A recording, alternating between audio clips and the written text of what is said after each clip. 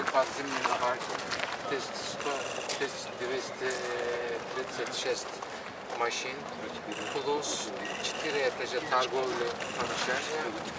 Дальше идет 28 этажей офис и гостиница, оператор будет здесь. Здесь 37 этажей бизнеса? Нет, резиденция.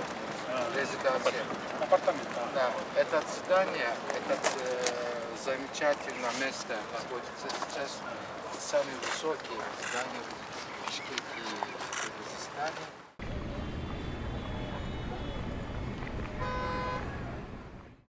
Саламатсыздарбы, урматтуу шаардыктар, кадырлуу калайык калк. Биз азыр Кыргызстандын жүрөгү болгон Бишкек шаарынын так борбордук бөлүгүндө турабыз. Өзүңүздөр билгендей, бул жерде мурда жалпы кыргызстандыктарга белгилүү болгон Нарын рестораны бар эле. Мына ушул жерге жаңы көп кабаттуу, көп тармактуу комплекстин курулушунун пайдубалын түптөп, мезгил тусун салууга чогулуп отурабыз. Мен Бишкек шаарынын борбордук бөлүгү деп жөн жерден токтолгон жокмун. Себеби бүтүндөй бир эгемендүү мамлекеттин борборунун чок ортосуна курула турган курулуш борбор калабызга көрк берип, заманбап дизайны менен айырмаланып, шаардыктарга ыңгайлуу шарттары менен жайлуу бир имарат боло турганын баса белгилеп айта кетейин. Көп тармактуу комплекс дегенибизде анын ичинде мейманкана бөлүгү менен кошо жеке ишкерлер үчүн жайлуу кеңселер, соода жүргүзүүгө ыңгайлуу жайлар да болот. Ал эми азыр бардык эле жерде талап кылынып, стандарт болуп калгандай, имараттын алдыңкы кабаттары автоунааларга токтотмо жайлар болорун айтып кетүүбүз абзел. Шаардык бийлик өз чарбачылыгында мындай комплекстин көрүнүшүнө жер шартынын ылайыгына талдоо жүргүзүп, сейсмикалык туруктуулугуна чейин кеңешип кесип, имараттын курулушун колдоо боюнча бир чечимге келди деп ишенебиз.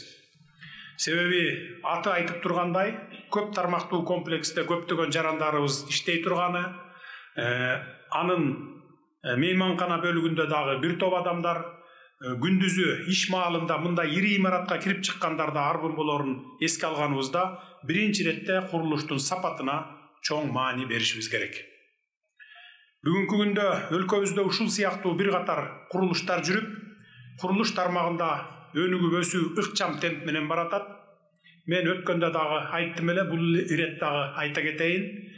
Өлкөбүзгө инвестиция салып, курулуш курам деген ички сырткы инвесторлордун, ишкерлердин баарына кайрылат элем.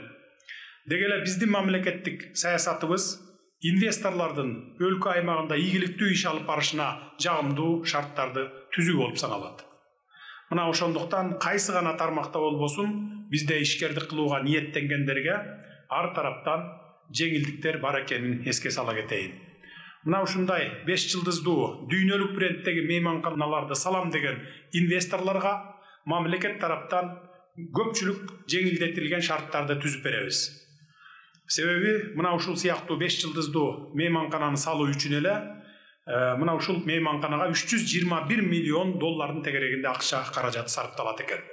Ошондуктан биз дагы мамлекет тараптан инвесторлорго колубуздан келген жеңилдиктерди берели деп жатабыз. Эң башкысы бизде туруктуулук орноду, жарандарыбыз өлкөдө туруктуулук болмоюнча алга жылуу болбостугун абдан жакшы түшүнүп калышты.